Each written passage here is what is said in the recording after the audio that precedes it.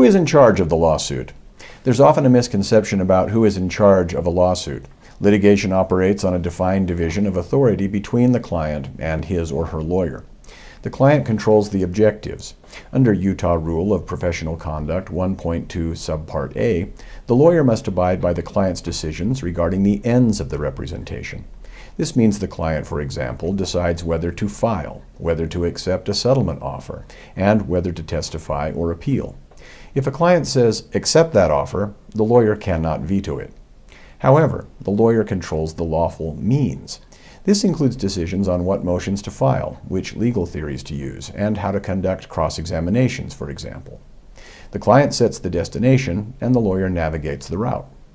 There are non-negotiable ethical boundaries, of course. A client cannot require a lawyer to file frivolous motions, present false testimony, or conceal discoverable documents. A lawyer's signature is a certification under Rule 11 of the Utah Rules of Civil Procedure that a document is legally and factually grounded. If a client insists on a strategy that is lawful but unwise, the lawyer's duty is to provide candid advice and explain the risks. If the client still chooses to proceed, they own the consequences, not the lawyer. Representation is not a set-it-and-forget-it arrangement. It is a collaborative effort. Clients are responsible for providing accurate information, gathering records, and responding promptly, when the records are their records, of course. In family court, these distinctions are vital because judges expect discipline and proportionality.